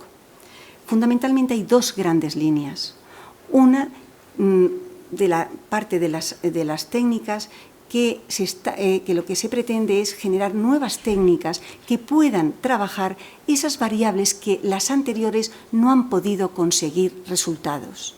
Y por otra parte, la segunda línea está relacionada con los niños y adolescentes, estudios longitudinales para ver si lo que se ha conseguido en esas edades se mantiene a lo largo de su vida adulta.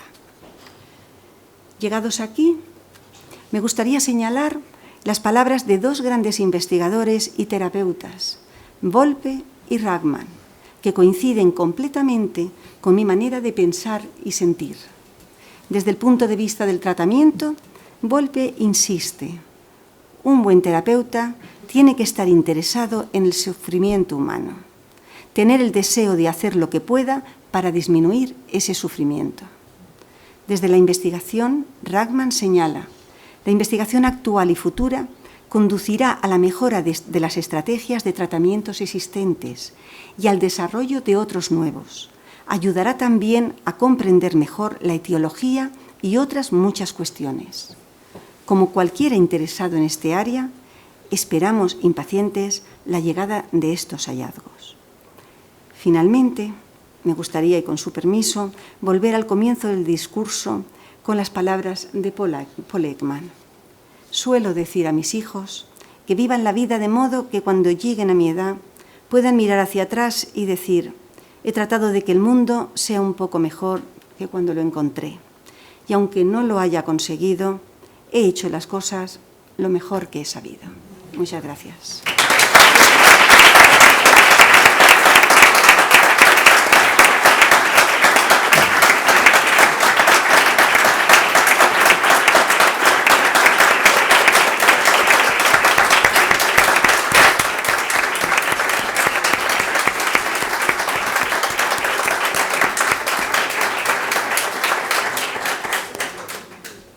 Tiene ahora la palabra el excelentísimo señor don Francisco Javier Méndez para dar contestación a la nueva académica en nombre de la Academia. Muchas gracias. Excelentísimos señores don Helio Carpintero Capel y doña María Araceli Maciá Antón, presidente y secretaria de la Academia de Psicología de España. Excelentísimo señor don Francisco Santolaya Ochando, tesorero de la Academia y presidente del Consejo General de la Psicología de España. Excelentísimas académicas y académicos, personal técnico y de administración, estimados colegas, familiares, amistades, señoras y señores. Para el Dalai Lama, la raíz de todo bien crece en la tierra de la gratitud, por lo que deseo dar las gracias a mis compañeras de terna, las académicas doña Maripaz García Vera y doña María Vicenta Mestre, por el acompañamiento durante el proceso desde la nominación hasta la elección, y a la Junta de Gobierno por la designación para dar contestación en su nombre al discurso de ingreso de la profesora doña Aurora Gavino Lázaro, catedrática de Personalidad, Evaluación y Tratamientos Psicológicos de la Universidad de Málaga, especialista en Psicología Clínica por el Ministerio de Educación y Deporte y en Psicoterapia por la European Federation of Psychologists Associations. Jorge Valdano, exfutbolista, comentarista deportivo y psicólogo aficionado, ha acuñado un nuevo tipo de trastorno de ansiedad social altamente específico, el miedo escénico del Bernabéu. Esta mañana, al franquear el umbral de la Academia, me han asaltado los primeros síntomas: taquicardia, opresión torácica, nudo en la garganta, mente en blanco, sensación de indefensión. Concédanme que me relaje con una anécdota. El estudio transcultural de la profesora Gavino con la comunidad aimara sobre el trastorno obsesivo-compulsivo me ha impresionado vivamente. Al objeto de rendirle honores, telefoneé para informarme si era posible asistir a este acto luciendo mi poncho de gala. Imposible, profesor Méndez. La voz sonó tajante al otro extremo de la línea. La etiqueta es rigurosa y exige chaqué. En cierta ocasión, el Papa Francisco preguntó a la persona que le entrevistaba: ¿conoce usted la diferencia entre un terrorista y un jefe de protocolo? El periodista se encogió de hombros. Hijo, repuso el Papa, con el terrorista al menos se puede hablar. Así pues, no me ha quedado más remedio que renunciar al colorido poncho andino y vestir el preceptivo chaqué. La profesora Gavino ha fundamentado su enriquecedora disertación en dos pilares omnipresentes a lo largo de su destacada trayectoria: el trastorno obsesivo-compulsivo y las habilidades del terapeuta. El TOC es un hueso duro de roer por múltiples razones. Su nosología es escurridiza. Hasta ayer moraba en la vetusta casona de los trastornos de ansiedad. Hoy se ha mudado a un edificio de nueva construcción con vecinos tan variopintos como el trastorno dismórfico corporal, el de acumulación, la tricotilomanía o la escoriación. Su persistencia, rayana en la cronicidad, se hace patente en la demora de la búsqueda de tratamiento. Los pacientes pueden llegar a tardar hasta 10 años en solicitar tratamiento, cuando los parámetros conductuales se hallan por las nubes. La remisión espontánea es muy pobre. El 80% de los casos no tratados continúan con el trastorno 40 años después, y si se inicia en la infancia o en la adolescencia, puede desembocar en un TOC de por vida. El grado de incapacitación es muy acusado. En la bibliografía se citan compulsiones estratosféricas. Un joven llegó a realizar 480 toques rituales en una jornada. una mujer se lavaba las manos 125 veces al día consumiendo 3 pastillas de jabón. Un varón empleaba casi 3 horas en desinfectarse los genitales y las manos cada vez que orinaba. La comorbilidad es la norma más que la excepción.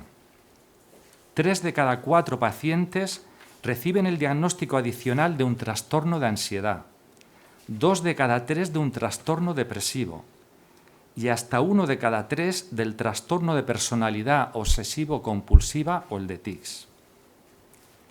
Los fracasos desalientan al terapeuta más resiliente, aunque no a la profesora Gavino. Unos pacientes se niegan a ser tratados por el marcado carácter aversivo de la terapia. Otros acceden a firmar el consentimiento informado, pero se despiden a la francesa, sin dar opción a indagar por el motivo de la interrupción abrupta. Entre los que completan el protocolo, los hay que no obtienen una mejoría significativa y los que sí, pero vuelven a las andadas poco tiempo después. En 4 palabras, el rechazo, el abandono, la no respuesta terapéutica y la recaída son el pan nuestro de cada día en el tratamiento del TOC. Si me permiten la expresión coloquial, la profesora Gavino le ha hincado el diente al hueso del TOC y no dudó en iniciar un fructífero periplo por el servicio de terapia de conducta del centro Wagram, dependiente del Hospital Marcel Rivière, bajo la supervisión de la doctora Fanny Muhlmann, tutora entrañable. Por la Universidad René Descartes, sección de Ciencias Humanas de la Sorbona, y por el Maudsley Hospital para beber de las enseñanzas del doctor Víctor Meyer, antes de regresar a su ciudad natal. La tríada de megalópolis occidentales, Nueva York, París, Londres, devino en Valencia, París, Londres, por mor de la praxis clínica de la profesora Gavino. Con el cambio de siglo amplía horizontes y extiende el estudio del TOC a la infancia, población a la que ha consagrado una parte sustancial de su actividad, lo que le ha valido ser distinguida por 2 veces con el premio Aitana, otorgado por la Universidad Miguel Hernández de Elche. En 2015, por su labor en pro de la psicología clínica infantojuvenil, y en 2024, por la iniciativa editorial Psicocuentos. En el siglo de la digitalización, de los algoritmos y de la robotización, la amenaza del chatbot se cierne sobre el terapeuta y apremia que la psicología recupere el humanismo. Pero aceptémoslo, alguien se nos ha adelantado porque ubicar al ser humano en el centro de gravedad del proceso terapéutico, a la par que la técnica, ha sido y es el empeño de la profesora Gavino. No basta conocer que la exposición y prevención de respuesta es el tratamiento de elección del TOC. Es necesario también construir y cuidar la relación terapéutica. Hace años traté a una anciana que malvivía con el convencimiento de que ardería en las llamas del infierno. Si su nieto brincaba sobre los asientos del sofá dando voces que entusiasmarían al mismísimo Tarzán de los monos, y ella le propinaba unos suaves azotes que le dolían más que al pequeño revoltoso, se sentía culpable de haber maltratado a la inocente criaturita y merecedora de la condena eterna. El ritual que mitigaba su angustia era la confesión diaria con el vicario de la parroquia. Pero los pacientes, al igual que las obsesiones que les atormentan, son insistentes y reiterativos, de modo que la devota viejecita regresaba al confesionario en busca de reaseguración. Con el tiempo se agotó la paciencia del vicario, que no estaba a la altura del santo Job, y hastiado de administrar absoluciones a troche y moche, nada más ver asomar a la recalcitrante feligresa, huía por piernas a refugiarse en la sacristía. La mujer lo intentó en vano en otras iglesias de la ciudad, pero los sacerdotes, uno tras otro, se escabullían a toda prisa tan pronto vislumbraban la temida silueta. A Dios gracias fue a dar con un fraile franciscano incapaz de respuestas de escape a causa de la ceguera. La exposición se hallaba en punto muerto y en ese momento crítico requerí la colaboración del confesor invidente. Aquel humilde hijo de San Francisco, doctor en teología y en sagradas escrituras, hablaba el lenguaje de la paciente y le abrió los ojos para que recibiera la iluminación, o en términos de la Gestalt, el insight revelador. A partir de ese instante, la exposición avanzó a pasos agigantados. El caso ilustra las maravillas, la relevancia de comprender el sistema de creencias y valores del paciente. Y en esta labor, la profesora Gavino rezuma pericia y sapiencia. Su notable contribución a la terapia la han hecho acreedora a un nuevo premio, el de Mujeres Revolucionarias que han dejado huella en la historia de la psicología, del Ilustre Colegio Oficial de Psicólogos de Andalucía Oriental. Pero el lienzo quedaría incompleto si no mencionáramos su docencia altamente valorada por el alumnado, su investigación tejida en el telar de las relaciones internacionales, su gestión comprometida y pionera, su implicación con la psicología, con la terapia, en última instancia con el ser humano. Querida Aurora, si la memoria no me juega una mala pasada, nuestros caminos se cruzaron por primera vez a finales del siglo pasado, cuando me invitaste a prologar tu guía de ayuda al terapeuta cognitivo-conductual.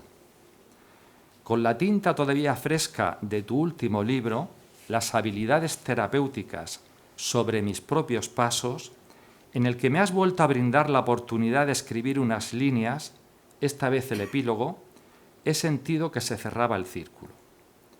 Durante todos estos años, cuántos intercambios, debatiendo animadamente al calor de una copa de vino, o delante de un exquisito plato de porra antequerana, cocinado por el profesor Antonio Godoy, máster en evaluación psicológica, máster en historia medieval y el más interesante, máster chef.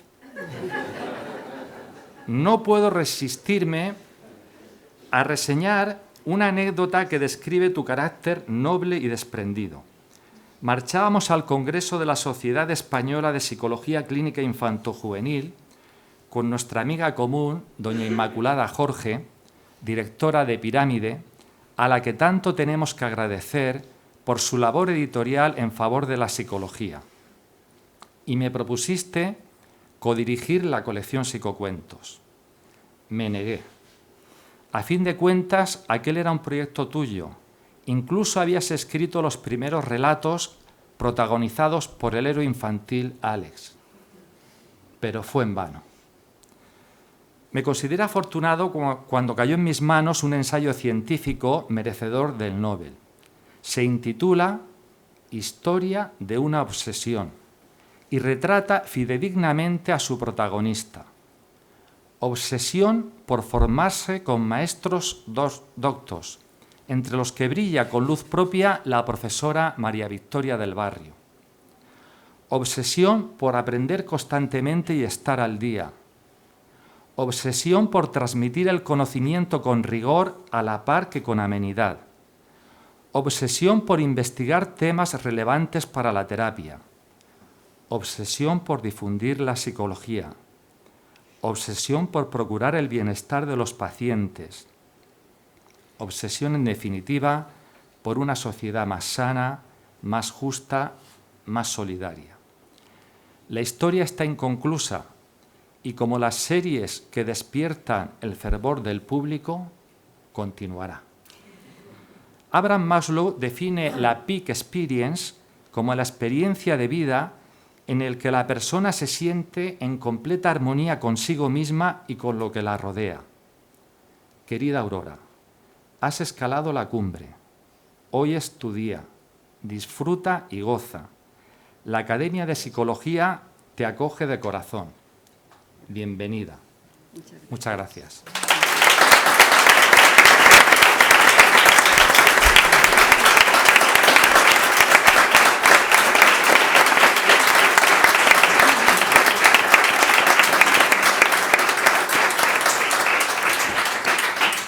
La doctora Gavino se acercará para recibir la medalla. Es esta. Esa es. Esta es de Manuel. No vamos a verlos.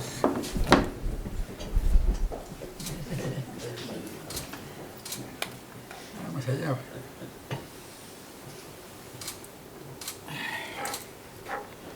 Más un reglamento, más un diploma. Bienvenida, enhorabuena.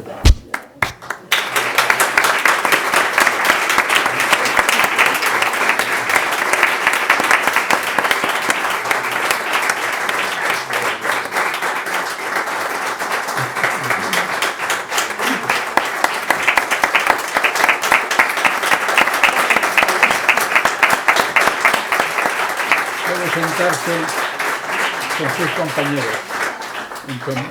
tomando posesión.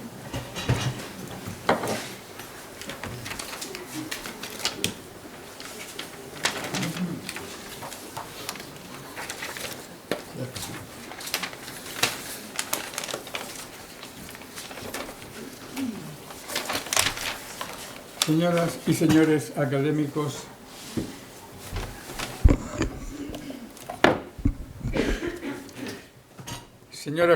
académicos, distinguidos profesores y profesionales de la psicología, amigas y amigos todos. Agradezco a todos ustedes su asistencia a este acto. Con él estamos muy cerca ya de completar la incorporación de nuevos miembros que hoy recibe 2 de las últimas medallas que integran nuestro cuerpo institucional. A lo largo de 10 años se ha ido consolidando esta casa con colegas admirables y admirados que cada uno a su modo ha enriquecido el potencial intelectual de nuestra institución. La variedad de inspiraciones, intereses, especializaciones ha ido haciendo posible una academia abierta a los 4 vientos, interesada por toda suerte de cuestiones y deseosa, sobre todo, de situar a la psicología española en el lugar intelectual y científico que hoy merece internacionalmente y en una posición destacada dentro de nuestro país. Nuestros 2 nuevos compañeros, como bien han dicho los distinguidos académicos que han pronunciado los discursos de bienvenida que acabamos de oír, son figuras con un sobresaliente perfil intelectual, cada uno en su ámbito de especialización.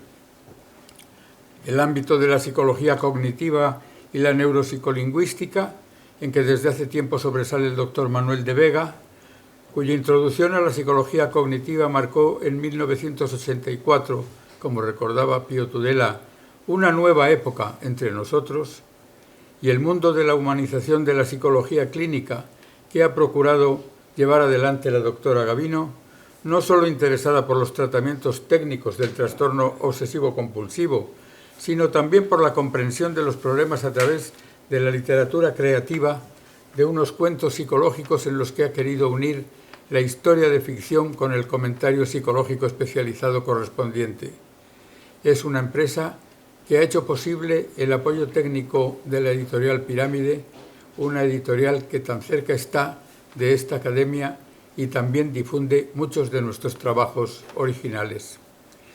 Desde el principio, esta academia ha aspirado a estar, sobre todo, en el mundo cultural de nuestro país, haciendo de la psicología rigurosa un bien colectivo, difundido, extendido entre nuestros contemporáneos.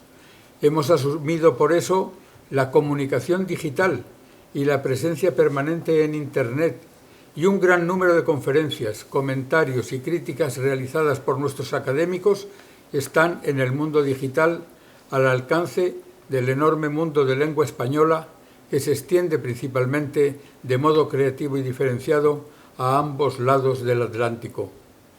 En esta labor de creación y difusión de las reflexiones psicológicas nos hemos hermanado, como no podía ser menos, con los profesionales hoy integrados en el Consejo General de la Psicología, que invariablemente nos acoge en este salón luminoso ya tan familiar para todos, así como con los docentes e investigadores de los departamentos y facultades de psicología de nuestro país, grupo que cada día se ensancha al incorporarse a nuestros actos nuevos colegas de los departamentos y facultades psicológicas del mundo iberoamericano, consecuencia admirable del tesoro que representa nuestra lengua y tantas posibilidades abre y responsabilidades añade a cuantos trabajamos por una psicología rigurosa creada en español. Llegado a este punto, solo debo cumplir los objetivos que estas breves palabras mías siempre deben de cumplir en este momento.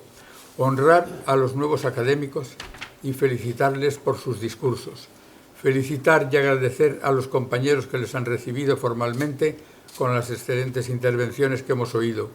Agradecer de veras a todos ustedes aquí presentes su asistencia, que ha dado una calidad al acto presente, y en fin invitarles a todos a un vino español que los nuevos académicos ofrecen, como es de rigor, en la quinta planta de este mismo edificio.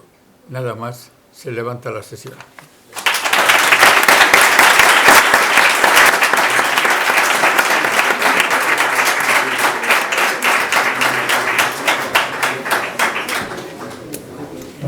Sí, en la salida tienen ustedes, los discursos. Están a la salida.